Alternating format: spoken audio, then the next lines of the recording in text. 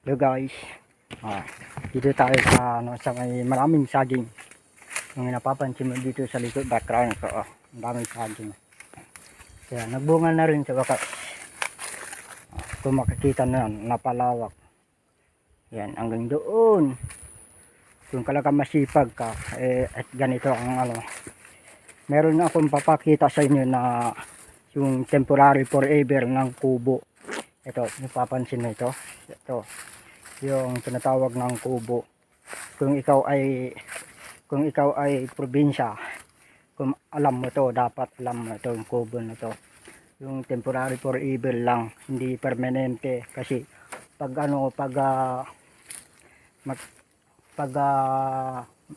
matagal na yung kubo, kailangan papalitan pa rin. Kung makikita mo yung kubo niyan, ayun gagawain namin. Pero sa namin, yung yero namin, ito yung dahon. Ito yung dahon. Lalagay namin doon sa bubong.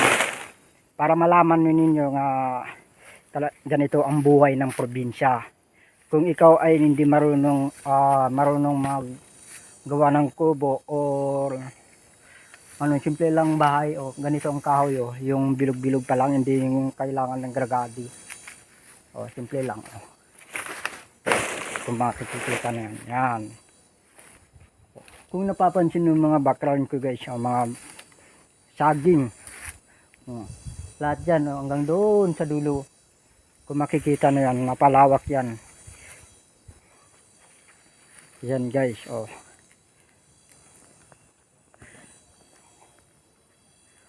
yan, kung makikita na yan guys.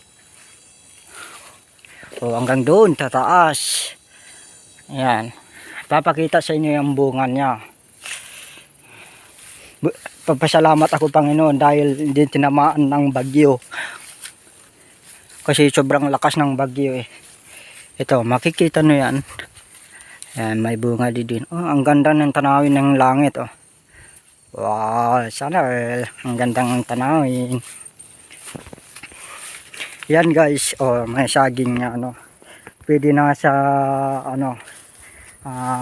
kunin kung gusto mo kumakain ng Ayan, lalapitin natin para makita. Kung talaga masipag ka dito sa probinsya, alam mo dapat itong gawain para hindi ka na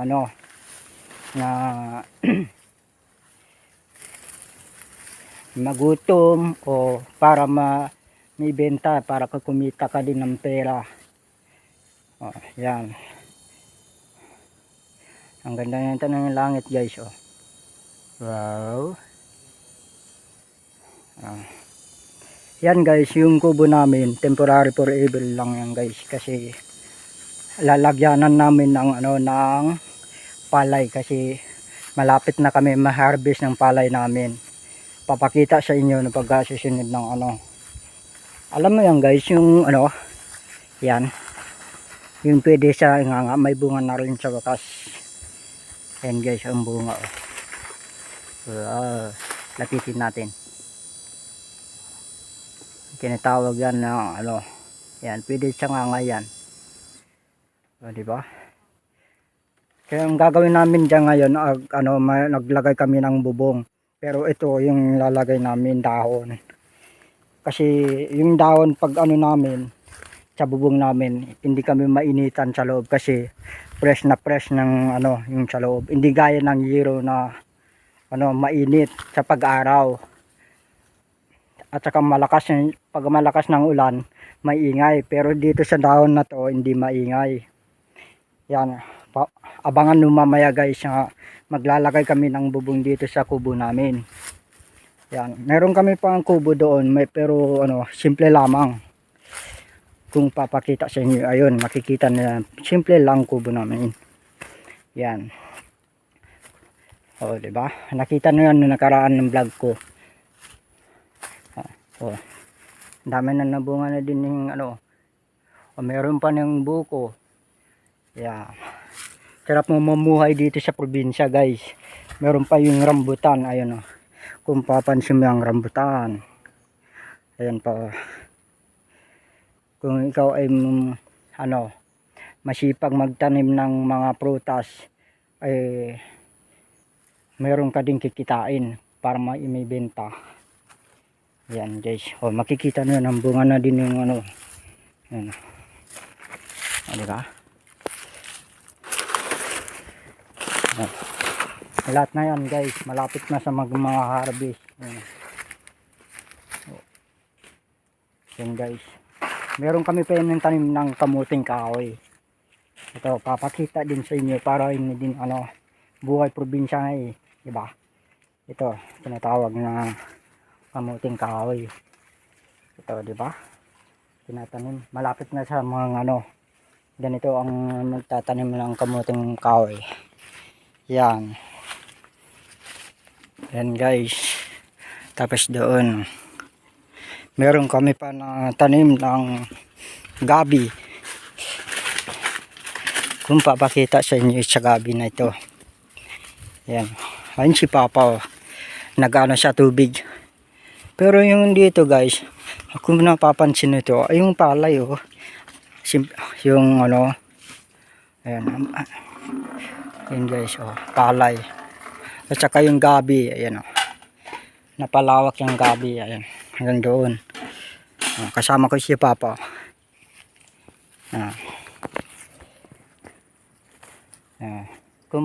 Yan saging. Tapos yung tubig namin fresh galing sa lupa. Ayan masarap ng tubig namin, masarap. Yan, masarap yan. Galing doon sa bundok. Yan.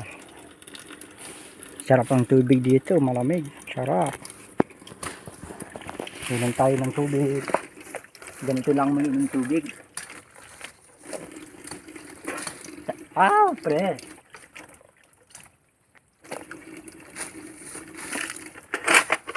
Kailangan natin na ano. Pero malinis to guys, malinis. Makikita mo ang linaw ng tubig do. Di ba? Tanim namin narana mo. Oo. Saka malamig din guys. Ako may inom ayan. Pero pinggan lang yung baso ko.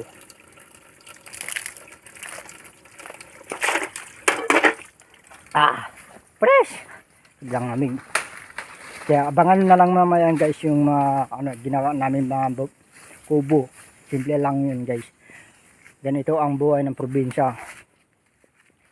Hindi natin kailangan bumili pa ng ng simento, hollow block. Daming kahoy dito sa kabundukan, sa gubat. Mura lang, walang bayad. Ang binibili mo lang, tako lang. Kaya abangan na lang guys mamaya.